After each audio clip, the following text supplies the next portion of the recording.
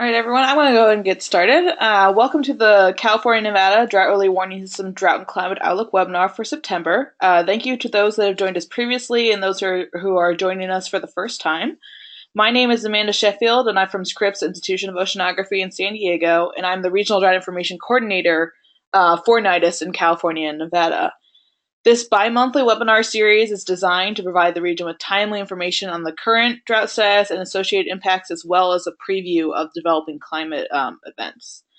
This webinar is being recorded, and the recording, along with the presentation slides and a 2-page summary flyer, will be available on drought.gov later this week.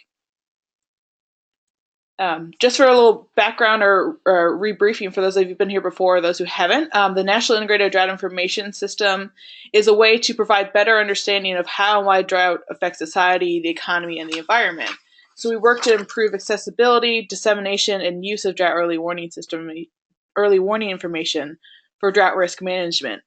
We do that by working with experts in the networks, partners in the networks, of these different regional drought early warning systems, working towards creating a national drought early warning system. What is a drought early warning system? As I said, it uses these new and existing partner networks to optimize that expertise and across federal, tribal, state, local, and academic partners to make this climate and drought information and science and impact data available, easier to understand, and usable for decision making. And we also do this by working to improve the capacity for stakeholders to better monitor, forecast, plan for, and cope with the impacts of drought or climate events, and such as webinars as these. We have been around for a little while. California was established around 2010 with Governor Sandoval in Nevada, helping us bring on Nevada in 2016. We do have a strategic plan that's now up on the California DEWS website. It's not meant to be the end-all be-all for what we're working on. It's actually rather dynamic, and we have projects and partnerships that are developing always on the while we work through the plan. And we had our first annual coordination workshop in June, which gave a chance to bring all the partners together that are working in the region on these issues and see what our next steps should be. If you're interested in getting more involved with the drought early warning system, please feel free to contact me. Otherwise, I'll go ahead and introduce what we're going to be talking about today on the webinar. First off, we're going to have the Drought and Climate Stats Update by Dave Simeral, who's at the Western Regional Climate Center. He's also a U.S. drought monitor author. I will actually be providing the Drought and Climate Outlooks this time. We'll also have an update from the Southwest Fisheries Science Center from Miles Daniels on some of the tools they've developed, as well as a status update and explanation of what is the subseasonal climate forecast rodeo that the U.S. Bureau of Reclamation are doing, and Ken Nowak will talk about that. It's being hosted on drought.gov, so we thought it was a good chance to let them see how the forecasters are doing as part of the forecast rodeo. With that, I'll go ahead and pass it over to Dave to give the first presentation. Dave, if you're ready. Yep, I'm ready to go.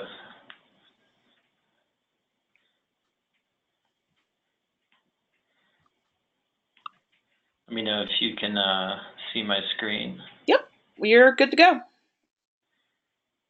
Okay. Let's go back one here.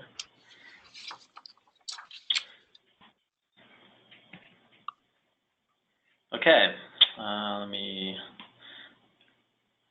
you seeing this on the corner of the screen? Sorry, the box that has the attendees and so forth, because it's kind of right in the middle of my screen. Nope, we don't see that. But if you hit the little orange arrow at the top of that box, okay, it'll hide the box for you. Sorry about that. Okay, so I wanted to start out taking a look at the current U.S. drought monitor map that just came out last Thursday. So looking at the western United States regionally, to date, we've got about 21% of the region in drought. We've seen some substantial improvements since last year at this time, where about 32% of the region was in some form of drought and 58% 2 years prior. With the wet winter we had, we saw a substantial improvement in our neck of the woods here. Kind of the focal point of drought regionally was up in Montana this summer and northern plains, where Montana experienced its second driest summer on record. We saw some improvement in drought conditions in Arizona and New Mexico with a wet wet month in July in Arizona, and some lingering long-term moderate drought conditions in southern portions of California, and Nevada is currently drought-free.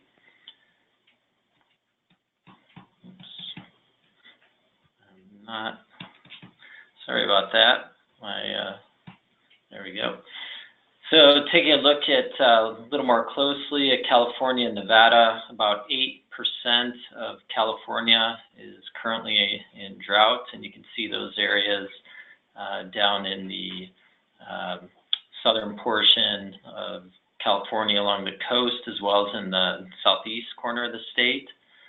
Nevada is currently drought-free. On the bottom, those are time series graphs starting in about 2000, showing drought conditions in California as well as in Nevada. And you can see the impact of this past winter upon drought conditions. We've seen substantial improvement since the beginning of the year. This is a change map looking at improvements and degradation in drought conditions across the region. As I mentioned, kind of the focal point of drought was centered over Montana and Pacific Northwest, and you see some pretty serious degradation in conditions in those areas. And as I mentioned before, we've had some lingering drought in along the southern coastal plain, down in kind of Santa Barbara area, as well as in other portions of Southern California, where we've seen some reservoir levels that have not recovered, as well as groundwater conditions. Those areas didn't experience the record year that some other portions of California record precipitation that those areas did. They were closer to normal in those areas. So taking a look at some NCEI temperature and precipitation maps. On the left, we have mean temperature percentiles from the beginning of the year through August. And as you can see, nationwide for CONUS, we've been above average temperature across the country. It was the third warmest January through August period on record, about 2.8 degrees above the 20th century average. And on the right-hand side are the precipitation percentiles for the same period. As you can see, it was wet across many regions in the country, not only in California and Nevada, also portions of the Pacific Southwest or Pacific Northwest, the Gulf Coast region, and the upper Midwest and portions of the Northeast. It was the wettest on record for that period. So kind of the story of the summer, as most of you know, is the extreme heat in the region, and this was because we had a strong, persistent upper-level ridge that kind of dominated conditions across the western U.S. This summer, and this ridging brought above normal temperatures to much of the western U.S., as well as really dry conditions up in Montana and into the Dakotas.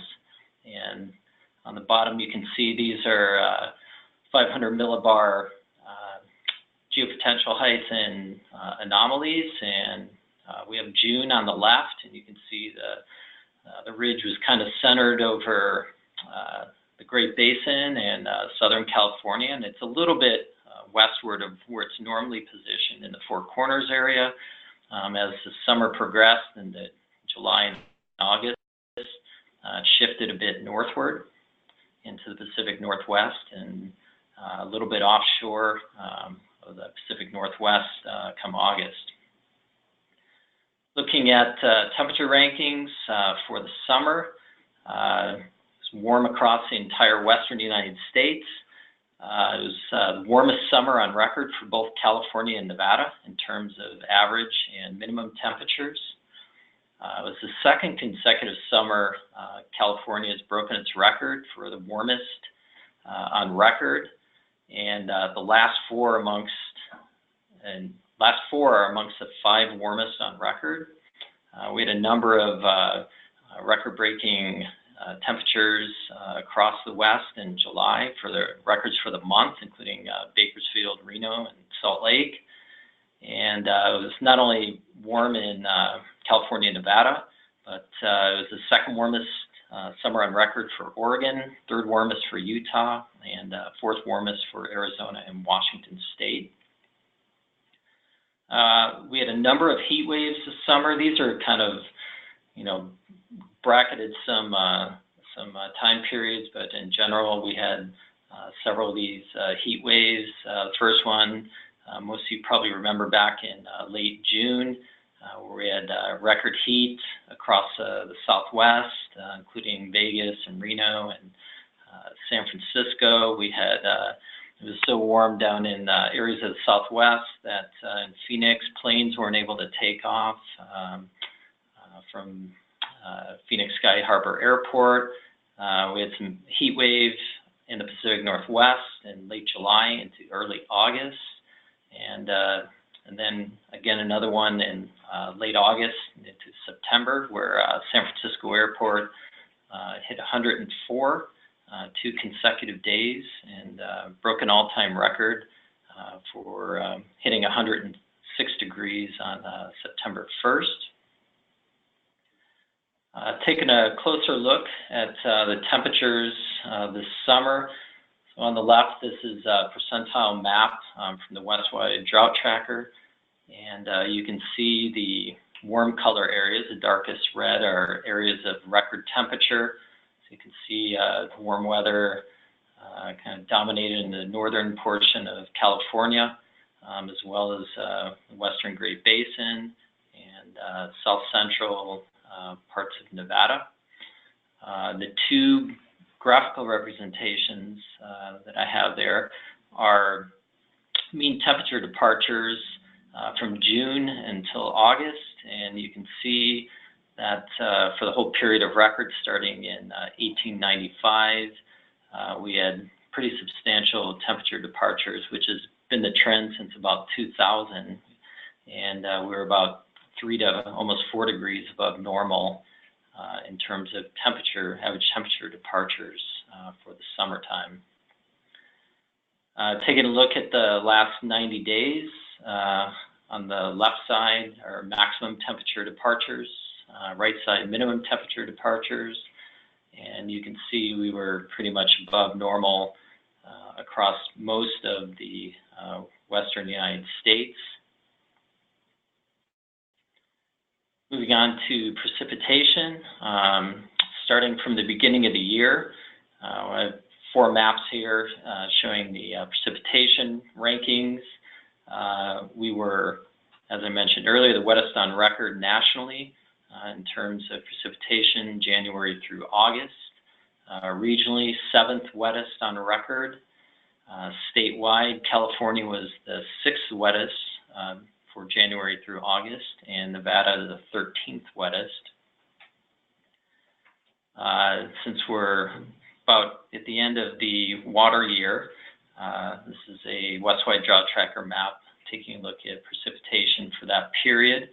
And as we all know, California was well above normal across most of the state, and we had some record-breaking accumulations across Sierra Nevada, kind of the extreme northwestern part of California, as well as western portions of Nevada and north central portions of Nevada as well.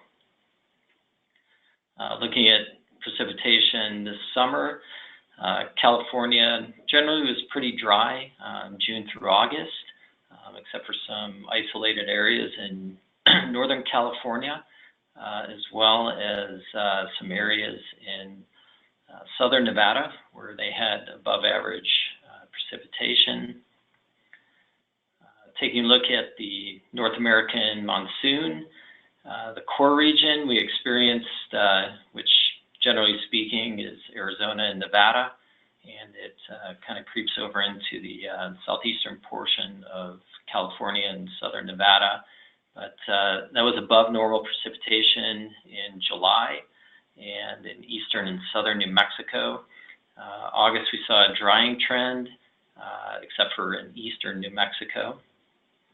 And California in general had a kind of a weaker monsoon than normal, but there were some areas in the eastern Sierra that experienced above normal to near normal precipitation.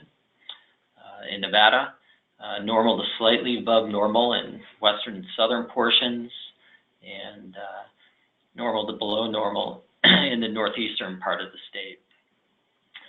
We had some unusual weather events during this month, including most of you probably heard about the microburst in Santa Barbara Harbor that occurred on September 3rd, and this was in association with remnants from Tropical Storm Lydia. We also had some severe thunderstorm activity along the central coast in San Francisco and western Nevada, as you can see in the upper left photo of San Francisco with some rare lightning that you would see in that neck of the woods. Below that was a photo taken on September 11th that's looking southward towards the Carson Valley from Reno. And there was also a funnel cloud, which is quite anomalous. It was spotted over Lake Tahoe on September 13th. In terms of wildfires, on the left we have a map of wildfire activity in Nevada. The larger circles represent larger fires, smaller fires, and I've kind of put a box around it. And just qualitatively speaking, if you look at the precipitation map for October through August, you can see those wet areas in the darker green, and they kind of track with where the wildfires were. So we had a lot of fine fuels that grew and were available, and most of those were probably, I think, were lightning started fires in northern part of the state. So it was an active fire season overall. According to CAL FIRE, in 2017, we had about 7,000 fires in the state and about nearly 750,000 acres burned, which is nearly twice the 5-year average for the same interval. And in Nevada as well, we had a very active fire season with about 4,000 fires and 1.9 million acres burned. Looking at current stream flow activities, as expected with a wet winter and the snowpack that we had that extended into kind of the mid portions of the summer, stream flows are normal to above normal across most of California. Looking at Nevada, stream flows, same thing, well above normal in the Carson, the Humboldt, Truckee, and Walker rivers. Moving over to reservoir storage, overall, California's major reservoirs are all above normal. We have one that's below normal at Oroville, but I think that's in relation to the construction activities related to the damage that occurred to the dam this winter. So I think they kept the levels lower than normal. Looking across the west, reservoir conditions are above normal in every state in the west except for New Mexico and Washington. Moving down to the lower Colorado River Basin, Lake Mead is currently 39% full, so had a slight increase over last year as there was above average precipitation in the headwater areas of the Colorado River. And Lake Powell is currently 61% full. As I mentioned earlier, with some of the lingering drought on the drought map in Southern California, that's in relation to some of the groundwater activity that groundwater hasn't recovered in areas of the southern coastal plain, Inland Empire, and in the LA Basin. And we're also seeing below normal wells in Amargosa Valley, Carson Valley, and the Fallon area within Nevada. And that about wraps it up.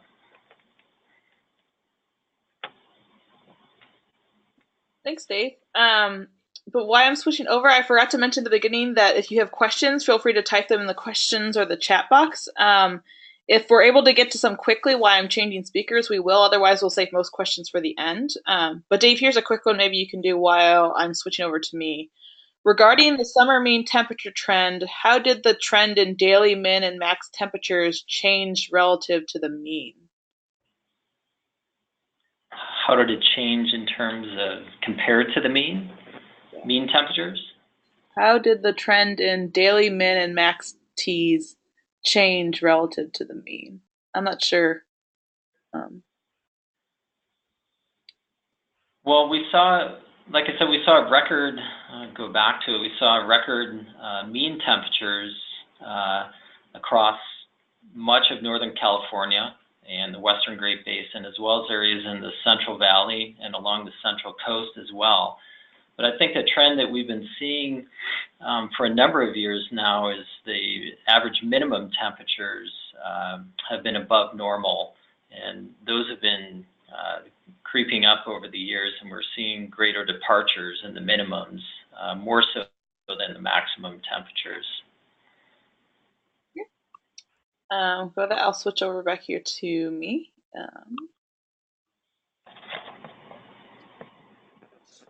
All right, so I will be reading the Drought Climate Outlook today. As I said, my name is Amanda Sheffield, and I'm with NOAA and NIDIS, but I sit here in California at Scripps Institution of Oceanography. I am an atmospheric scientist by training, but since earlier this summer, I've moved on to work with NIDIS, previously working with the regional research program, CNAP. Today, mostly I'm going to be talking about what we do know so far in the ENSO observations and forecasts, and also then the subseasonal, seasonal temperature and precip forecasts that we currently have. Before I get started there, I wanted to do maybe a little refresher on what exactly is seasonal to subseasonal forecasting, to get us all in the right mindset before I move in to discuss what factors come to play into those forecasts. This is a figure by Columbia that is an interesting way of looking at how we have forecast skill versus forecast lead time. Longer-term climate forecasts from 2 weeks to 12 months from now are usually what's categorized in subseasonal to seasonal forecasting, or S2S forecasting. They utilize information from computer models, statistical models, and the best of our knowledge of how the atmosphere, ocean, and land conditions work. The skill or accuracy does vary with season, region, and depending which variable you're looking at, such as temperature versus precipitation, and how far out you're looking at forecasting. For example, here you can see we have weather forecasts, which are in these less than 2 week time frames here. And they primarily get their skill and their information from the initial atmospheric conditions, compared to subseasonal forecasts in these 2 weeks to almost 2 month time frames, where it's looking at these shorter term climate, such as Madden-Julian oscillations, land surface conditions, etc. And longer seasonal forecasts use these ENSO state, or the El Nino Southern Oscillation state, to start to think about what are these large-scale climate factors and how they affect what our precipitation and temperature trends will be. This is the reason why when we get further into the presentation, you'll see that we give, because it's harder to forecast in these timeframes, we are given more in, say, probabilities of what is going to occur versus exact forecast values, like what will the temperature be, what will the exact precipitation be that you're used to in your weather forecasts. As I said, one of the factors that comes into it, and the one we've talked about, obviously, if you've lived here for a few years, is what is the El Nino status, or the sea surface temperatures in the Pacific area. Here's just a recap since 2000, how we've been doing, to think about, give us the right time frame for how we were doing last year and into this year. If you look like here, last year was when we were in that weak El Nino conditions of 2016 to 2017. They were weak El Nino into neutral range, and we've been in the neutral range almost completely since then, with some warming in those SSTs in this Pacific region here of the Pacific Ocean. We have been dipping down, though, into these cooler areas. We are currently still sitting in ENSO neutral, but during the last 4 weeks, below average sea surface temperatures have started to grow across the central and eastern Pacific. Here are the weekly averages of the sea surface temperature anomalies, so their difference from the normal. And you can see these blue colors start to show where we're starting to have cooling as we move from August into September, and that's varying from what we had over the summer. This has been linked also to below the surface. We're seeing this as well. So we've seen a downward trend over the late summer in the sea surface temperatures as well as below the surface, which is linked to the trade wind trend. So we're starting to see a hint of La Nina right now, even though we're in an El Nino state, or sorry, a neutral El Nino state.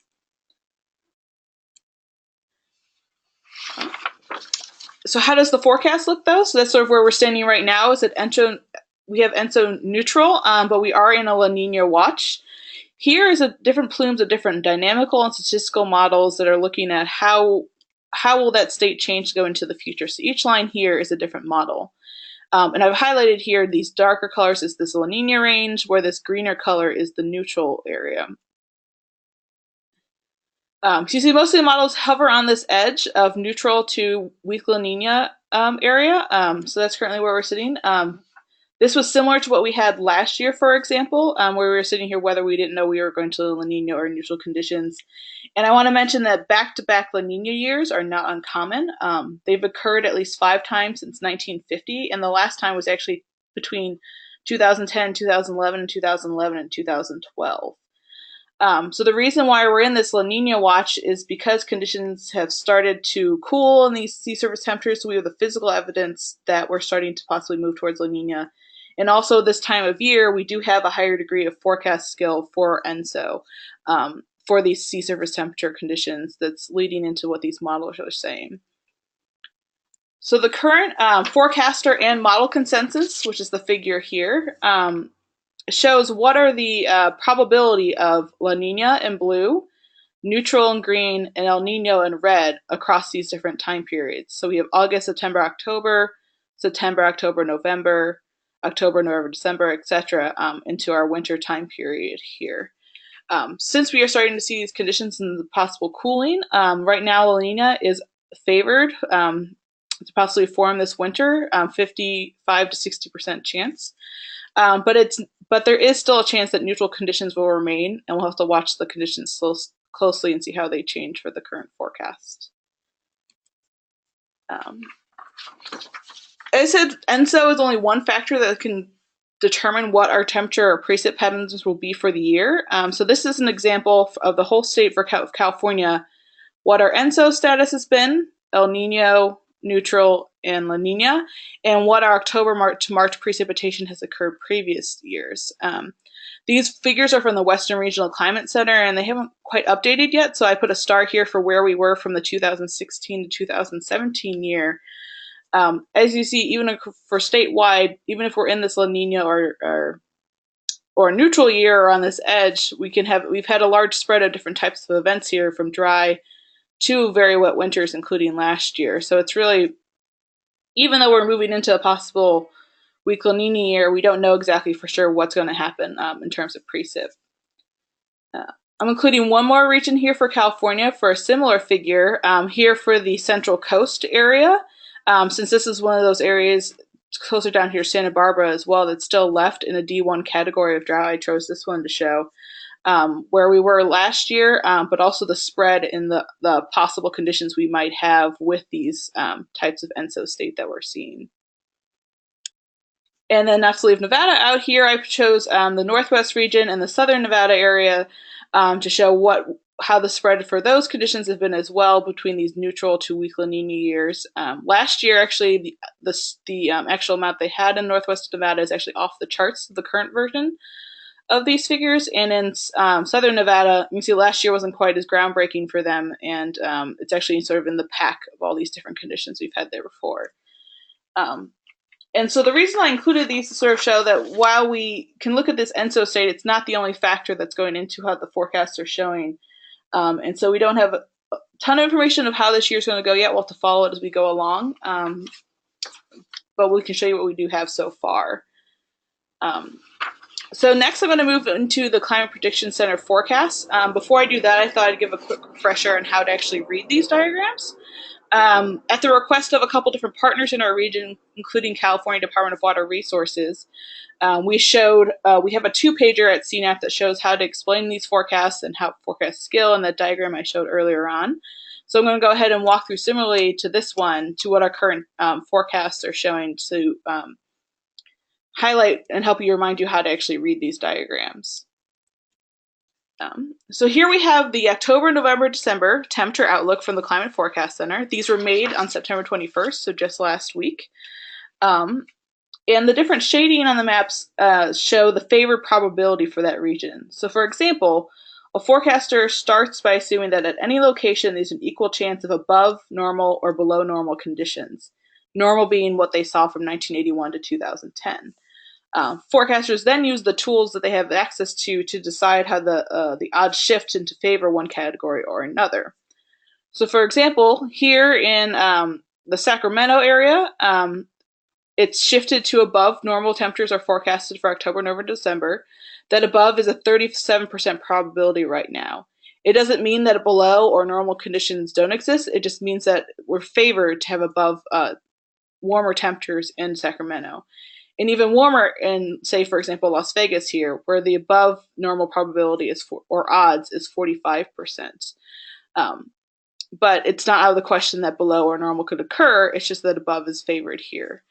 And I'll also remind you that these figures don't show exactly how much warmer or, for example, cooler other versions of these regions will be, but instead gives you a sense of whether it's favored to be warmer or drier, etc. for these times of year.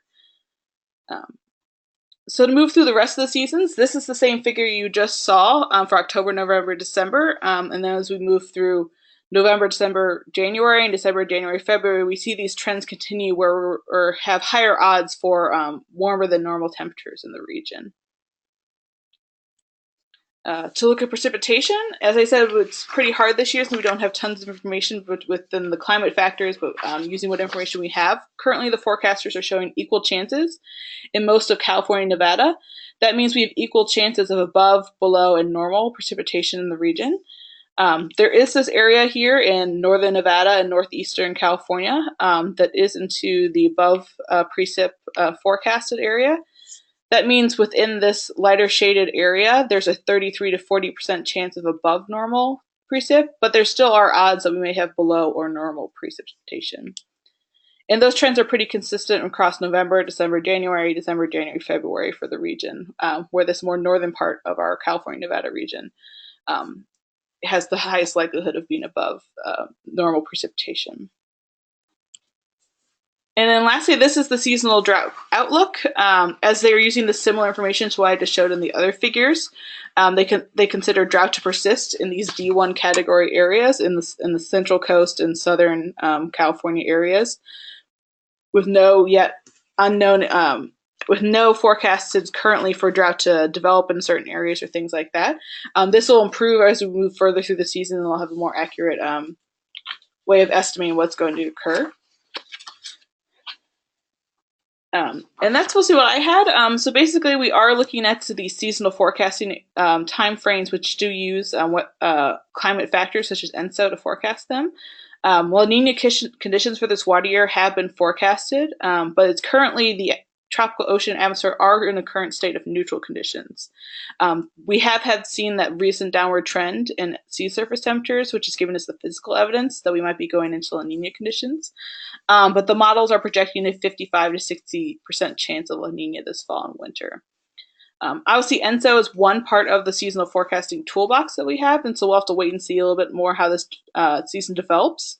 But as of right now, the CPC is forecasting for California and Nevada to have above normal temperatures this winter, and most of the region has equal chances of above normal and below normal precip. I encourage you to keep in touch with your local weather service offices, as well as us here at NIDIS and other NOAA programs and partner programs throughout the region as we move this winter to keep tabs on how we're doing and what's coming up. With that, then I will pass it on to our next presenter, who is Miles Daniels from the Southwest Fisheries Center, to give us a bit of an update.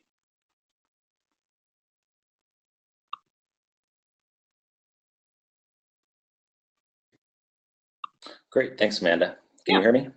Yep, and I just passed control over to you, so you should have it. Great.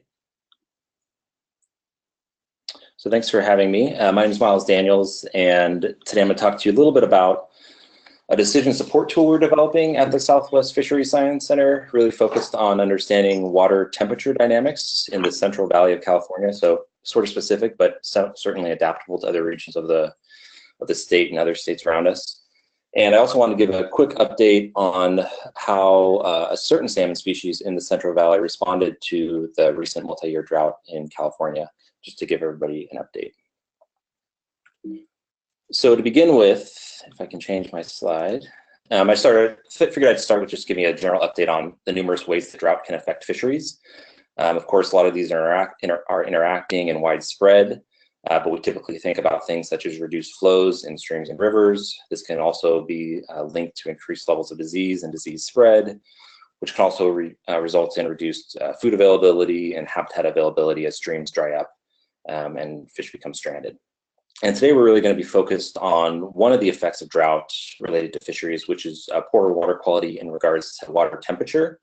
So typically when you have drought, you have less water, warmer air temperatures, and this results in increased stream temperatures, which can impact certain life stages of certain fisheries, especially cold water fisheries in the Central Valley of California.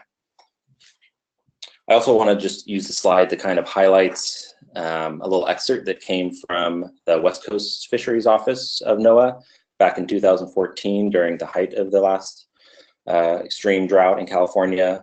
And just to highlight one point that they talk about, which is one of the ways that NOAA works to protect fish in the Central Valley against extreme drought is to work hand in hand with other federal agencies, state agencies, local stakeholders, et cetera. And that kind of provides a reason to develop decision support tools so that all these different agencies can have access to the same information when making decisions on operations of the system and understand how maybe changing shafts of the dam operations will affect water temperature downstream. So I realize everyone's probably not focused on the Central Valley who's listening on this call, so I figured I'd give a little bit of an update or a little bit of a introduction to the species that we focus on at the Southwest Fisheries Science Center in Santa Cruz, California. And that's winter run Chinook salmon, which are an endangered species under the Federal Endangered Species Act. And the population that resides in Sacramento is essentially the most southern extent of winter run along the west coast of the United States. And essentially, this map to your left here shows you their current and historical distribution in Sacramento River. And one of the things you notice is this blue line is their current distribution, and this black line is their historic distribution. And what you can see is around Redding, that's where that change occurs. And that's ultimately because there were two large reservoirs that were put in place back in the 1940s, Shasta Dam, Shasta Reservoir, and Keswick Reservoir, which essentially blocked these winter run Chinook salmon from migrating further upstream into cold spring-fed systems. So essentially these reservoirs shifted the spawning grounds of these salmon further downstream into the watershed where they're experiencing warmer conditions than historically they would have. And now that they're below these reservoirs, they're essentially completely reliant on the water that's being discharged from these reservoirs for their survival. And this becomes really important during early life stages of their history or life histories when they're developing from eggs and reds into fry, and they're very susceptible to what's known as temperature-dependent mortality if water temperature goes above some threshold. And this also relates back to drought in that since they're below these large reservoirs, in times of drought when these reservoirs have low volume and low cold water to work with, you can have some situations where there's just not enough cold water resources to go around to supply these fish with their needs. So as a quick update on the drought effects on winter run, I just wanted to show you this slide, which was also produced by the West Coast region at NOAA Fisheries. Essentially, there's two columns here representing two different years. One is 2011, which was a very wet year for California, and the other is 2015, which was a very dry year for California. And there's a few different statistics shown here. In the figure here at the top, you see the number of eggs estimated to have been spawned between Shasta Dam and Red Bluff Diversion Dam. And so you can see in 2015, there were about 5 times as many eggs estimated to be spawned in 2011. So about 10 million compared to 2 million. But then if you look further down and you look at the estimated rates of escapement or survival from egg to fry past Red Bluff Diversion Dam, you see that even though there were much, much more eggs in 2015, the survival past Red Bluff was much, much lower, around 3% compared to 41% as they moved down into the Delta. So this slide, I think, does a nice job of just emphasizing essentially the effect of drought can be that even though you have much more eggs to work with drought effects really reduced the overall population survival for that brood year.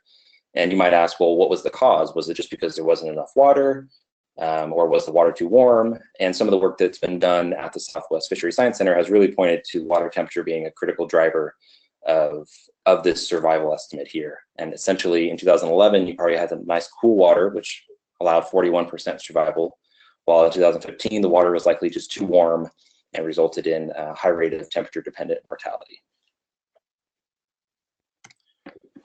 So that sort of brings us to kind of our impetus for wanting to develop a decision support tool focused around water temperature, considering that water temperature seems to be such a critical driver for survival of the species. So it's really important to understand how water temperature dynamics occur in the system in order to manage the species. And so we decided to develop a suite of water temperature models and essentially broke them out into 3 different domains, which represent the physical domains of the Sacramento system that we're working with. And we push all these outputs of these water temperature models to a website to allow other people interested in their output to access them and to evaluate their output in terms of different operational conditions, et cetera. And so this is just the homepage of the website that you would go to. And I can take you there. I think it will work. I can take you there now so you can see it in real time, because essentially we update these models on a daily basis. So they ingest new meteorological conditions, new hydrological conditions of the system, and we rerun the models every morning so that we give stakeholders essentially the most up-to-date information we can at this time. And so if you go to this website, you'll see there's a little description of some of the, essentially what's the purpose of the website. If you scroll down, it shows you the domain that we're working in, and you can click on different things such as where Shasta Reservoir is, and it will take you there just to get oriented with the landscape. And then there's some other tabs to the left here, which basically point out the different domains that we're working with. So we have a watershed model, a reservoir model, and a river model, like I talked about before. And when you click on those tabs, you're taken to some of the model output, which I don't have time to go into today, but ultimately this gives the user ability to look at things such as if I'm interested in water temperature at an hourly time scale at certain locations along the river, I can scroll through these and say I'm interested in Balls Ferry temperature, which is known as the temperature compliance point. And I want to ensure that the daily average temperature is below 56 degrees, which is a kind of a regulated temperature control point. I can use this to say, oh, yeah, well, the model was updated today. This is a forecast skill setting, which just kind of allows us to assess how well our model does, which is in blue compared to observations. And then we can look out about 7-8 days and see what we expect the water temperature to be at this location given updated meteorology, hydrology, et cetera. And so I'll leave it to hopefully you joining this webcast to explore this website more. But the other thing is that I just want to let people know is you can download all this information from that we're producing and use it in other water temperature models, perhaps compare how we're doing compared to others, or other biological models if you're interested in things such as water temperature. If I can go back to the main slide. And so that's all I really have to share. I just wanted to leave with one piece of information that was put out in a NOAA report recently about the success of water temperature management in Shasta Reservoir. This is just kind of an excerpt from one report showing that in 2016, due to successful water temperature management of Shasta Reservoir, it was estimated that winter run Chinook salmon temperature-dependent mortality was approximately 2%, while in 2014 and 2015, it was maybe around 77 to 85%. So this just kind of shows you that with more tools available in terms of water temperature modeling and providing the output from these tools to managers, there is really potential to reduce the impacts of temperature-dependent mortality and hopefully allow this species to persist in multi-year drought conditions. And so with that, I'll take any questions if there are any. Great, thanks, Miles. I don't see a question right now, but it doesn't mean there won't come one later. So with that, I think I'll go on to Ken, and then the speakers will all be around to answer questions if you have some to come away. So thanks, Miles. Yep. Switching over to Ken now. Ken is with the U.S. Bureau of Reclamation and sits in their Research and Development office.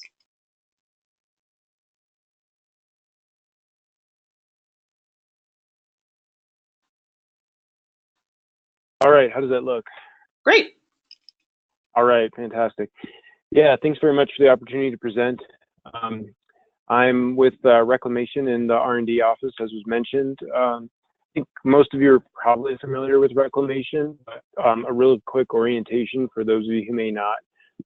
Reclamation operates only in the 17 western states. We're part of the Department of the Interior. About 337 reservoirs, depending on how you count them. The largest wholesaler of water in the country, second largest producer of hydropower, and you can see our projects scattered across our 5 regions there. So we're trying to manage, develop, and protect water and the related resources in an environmentally and economically sound manner in the interests of the American public. As you kind of heard today, water management frequently has multiple objectives, sometimes competing uses, and so we're trying to seek an equitable balance. One of the things that will help us achieve that mission and maximizing the use of that water is forecast information. So that's sort of where we're coming from with respect to this initiative. So really quickly, I'm going to talk about prize competitions. You may not be familiar with that. I'm going to talk about seasonal forecasting a little bit, and then I'll get to this competition, the Rodeo, that we've been hosting for the past couple of months. So prize competitions are a way of essentially crowdsourcing a difficult, challenging topic. Private industry has been using this for a while.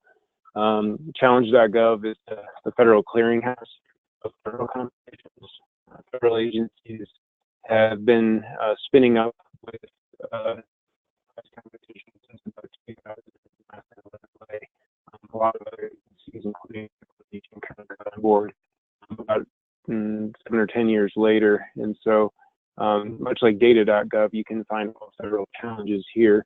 And the idea here is that you want to issue a challenge to solve some sort of specific, typically challenging problem.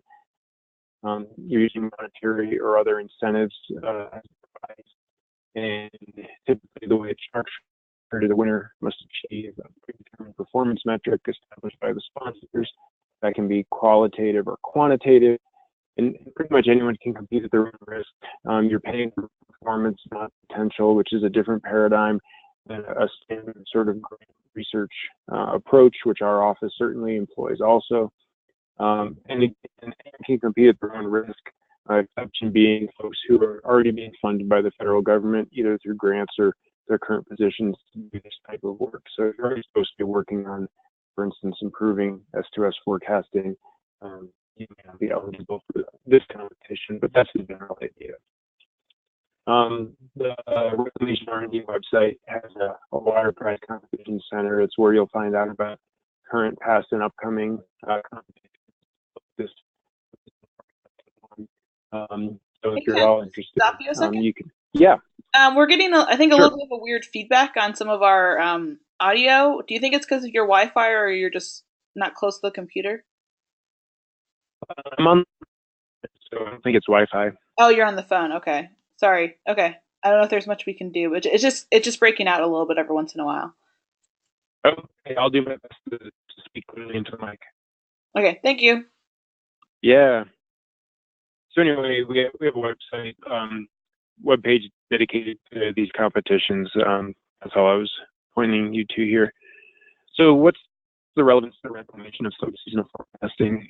We're a consumer of this type of information, and as you all are aware, you know, over the past 8 years, pretty much all the West has experienced drought affecting the economy in a variety of ways, impacts to agriculture, production, water supply, energy, etc. So really that's a critical part of our mission, is managing those resources to hopefully minimize the impact of drought. And so better information at the subseasonal or longer time scale would help us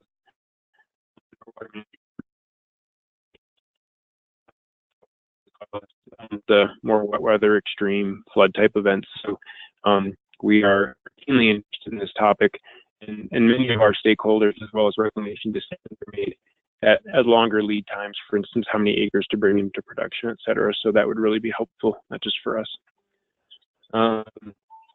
You can see here's the other benefits to reclamation.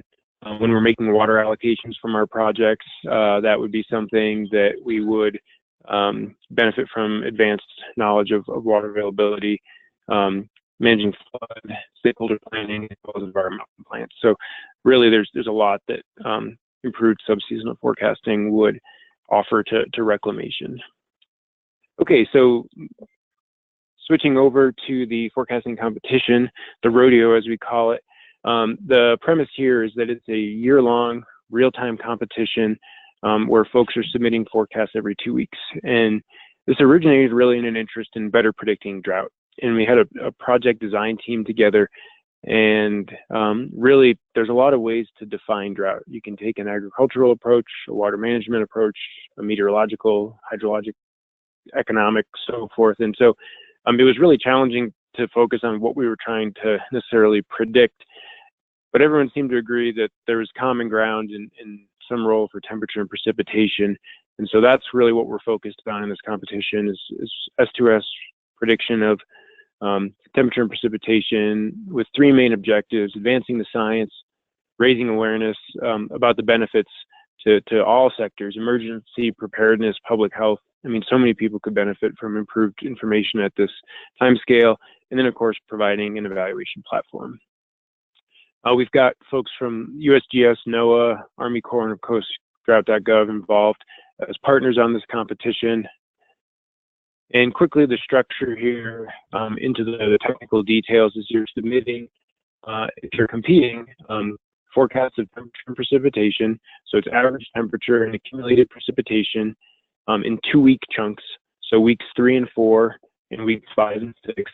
Updating your forecast every 2 weeks, and you're submitting it on a 1 degree by 1 degree grid across that 17 Western state domain where reclamation operates. The competition is 13 months, 1 month of preseason, and then 12 months of regular season, if you will. And our competitors are trying to beat sort of standards of practice. We're calling them benchmarks. One is the CFS version 2 from NOAA's Climate Prediction Center. And then the other is a statistical forecast called damp persistence, which is fairly simple. The quick schedule here is that it was announced back in December. We started preseason in March, regular season in April. The final submission is in May of 2018, and then we expect winners to be announced September 2018.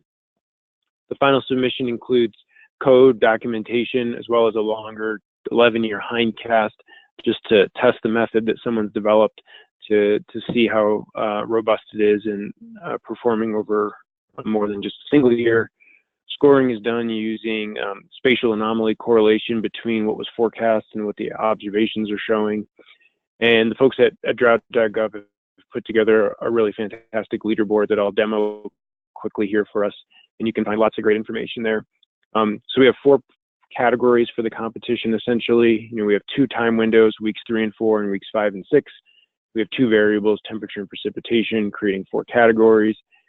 Provided you meet the performance criteria of outperforming those benchmarks, first place in each category would receive $100,000, second and third, as you can see there. And then we also are reserving for performance based on the hindcast solely. So that's kind of the nuts and bolts of this thing. So currently, where are we? Well, we've had 10 of the 26 weeks 3 and 4 forecasts have been scored. 9 of the weeks 5 and 6, they're just delayed by essentially 2 weeks because they're further out. So they're always going to be 1 scoring short of the weeks 3 and 4. But you can see here in a tabular format, we've got weeks 3 and 4 temperature, weeks 3 and 4 precip, as well as the 5 and 6 corresponding. And what we're seeing here is in temperature, we've got a couple teams that are very competitive with benchmarks within a couple of decimal places of the benchmarks. And right now they're ranked based on average score to date, which is what actually will determine their final position for the purposes of awards, but you can also rank them based on the latest submission. When you look at precip, not surprisingly, the scores drop off quite a bit. The skill is lower, but we're still seeing teams outperforming the benchmarks in all categories. So we're encouraged that there may be something to offer here as we're roughly, I don't know, a third to a half through the competition. So right now I'm just going to switch over to the leaderboard here. So I think you should be able to see the drought.gov webpage. Right now we're featured on the front page here as a news story. So if you're interested in checking out the leaderboard, you can go here. My understanding is this gets cycled out every once in a while. So the more reliable way is to go to tools, outlooks and forecasts, and then you can see the competition right here. You click on this link, you get our landing page. There's a little bit about the competition and prizes. We have a very simple leaderboard here, which is bar charts showing the top teams, top 5 teams in each category, along with those 2 benchmarks, damp persistence and the CFS. And then we have a little here. Essentially, we're updating this with respect to different interesting weather events. And so the last update talked about how it was mostly dry, except for Harvey and Texas. Anyway, the point here is that this gives you a quick view of who's leading the pack in different categories. So damp persistence for weeks 3 and 4 temperature is doing well, but also this team still learning and BG Zimmerman are doing well. Also, you can flip around, you get a quick view. Now, if you want more information, you can click here. And this is really where all the details lie. These are time series plots of how team scores have been changing over time for each of the 4 different categories. So you can see here that in weeks 3 and 4 precipitation, this team's salient was doing very well for a while, but they've dropped off a little bit. The benchmarks were not doing especially well down here, but they've started to improve more recently. If you scroll down, you can see those 4 tables I showed in the presentation. You can look at them based on average score, but also by the newest score, sorting them. And the last thing where you see the most information is if you pick a team and click on them, you can get similar time series plots showing their raw scores, which are the ones that bounce around more, as well as their average scores, which are smoother. So you can see, for instance, there's the temperature raw score, and then the average score, which is much smoother over time. And then below, you'll see what was forecast by the team, what the observations were, and then what the 2 benchmarks were forecasting. And this is always going to show here the most recent forecasts that were scored. But if you want to go back to, say, the first one, you go to their table, you find the link, and then it brings up what they were forecasting, and you can see that same sort of plot. So anyway, I know we're quickly running out of time here, but that's a crash course in our leaderboard for the competition. We're really excited. We think that this is going to inject a lot of interest in the topic, and we're really grateful to the folks at drought.gov who put together this really interesting leaderboard that allows you to slice and explore how teams are doing and so forth. So I'll stop there, and I guess if we have any questions. Great, thanks, Ken. I had Ken do this because it's interesting that it's a different way of this competition method of seeing how can we improve seasonal forecasting, as well as other groups that are also working on seasonal forecasting in the labs and universities and things like that. So thanks, Ken. With that, I'll still back presentation over here while we do some questions. We had some from earlier, but before I started there, I want to say thank you to all our speakers for joining us today. And I want just to remind everyone before they pop off that these will be up, these slides and the YouTube recording and a 2-page summary will be up on drought.gov later this week. Our next webinar is scheduled for Monday, November 27th. We'll be further into the water year. We can start to see how we're doing so far then. So please tune in then. You can already find registration for that webinar on drought.gov on the calendar tab, or the info will be sent in the post-webinar email like I usually do. Going to questions, I think I saw one from Miles back for you that was back a little bit ways, was what they were wondering if your tool is available for Southern California, which I don't think it is yet, but I was wondering if you could talk about possible other regions you might be expanding to. Sure.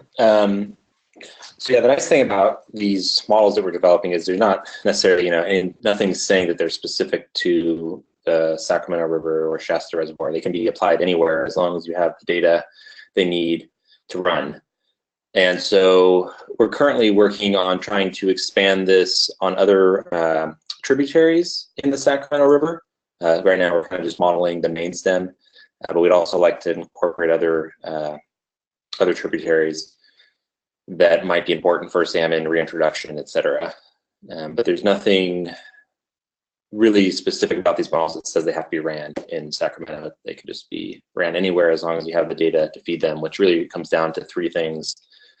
Having good terrain information, so you can make a bathymetric map of your rivers or watershed or reservoir, and then having essentially good observations of water temperature that you're interested in order to try and calibrate some of your models. And having, we're kind of fortunate, I guess, in the Sacramento region where there seems to be lots of data loggers that provide real-time information, which really allows us to update our models daily. They can automatically ingest that information. And so I'd say as long as you have those things, there's nothing to stop it from running anywhere else. All right, thanks, Miles. There's another question which I think was for my presentation, was that the SOI graphs showed water year 2017 as a neutral year. The ONI CPC forecast showed as a La Niña. How would you classify water year 2017? To explain that, so these are the scatter plots I was showing earlier that we did the precip versus how the SOI graphs showed. So SOI is the Southern Oscillation Index, so it's slightly different, say, than maybe what the ONI CPC is using with that Niño 3.4 region, so that sea surface temperature regions in the Pacific Ocean. I classified water year 2017 as a weak La Niña year, but I want to make sure you guys, those were just what those graphs were showing, and what the Niño 3.4 region are tied together but slightly different. But I wouldn't want you to just focus so much on that negative, say, 0.5 value, which shows when we go from neutral to La Niña. Whether you're a little above or below that threshold, it's not a huge difference. It's not like all of a sudden we hit that and it's completely different conditions. So it's a little bit of a, whether you're hovering around that edge, whether what your conditions may be, whether we call it a neutral La Niña, I guess it doesn't really matter as long as we see what happens with the temperature and preset that comes along the way. So I probably wouldn't focus too hard on was it exactly this value, because it just was the larger global climate conditions setup that led to whatever we got last year versus this year as well. So I hope that helps clarify a little bit.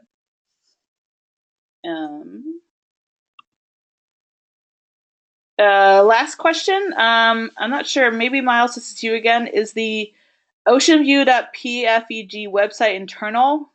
Couldn't seem to find it online. Site doesn't allow it to be viewed. No, it shouldn't be internal. There's the link that's on my presentation, which when you send out, people should have access to it, but it should be a public site, and you should be able to view it.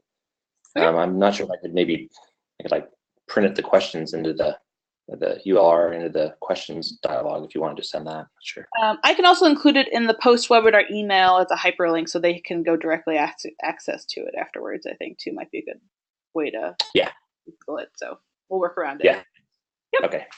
Otherwise, I don't see any other questions. Again, I want to thank everyone for joining us, and thank you for our speakers. Please contact me if you guys need any more information on the drought early warning system or what you saw here today. And please fill out our post-webinar survey. We do really read those, or I really read those, so I know what timely topics and updates that the listeners are looking for, especially as we move through the different parts of the water year. It was great to have last year, and I really hope you guys keep sharing them. So otherwise, I'll end the webinar there and say thanks, everyone.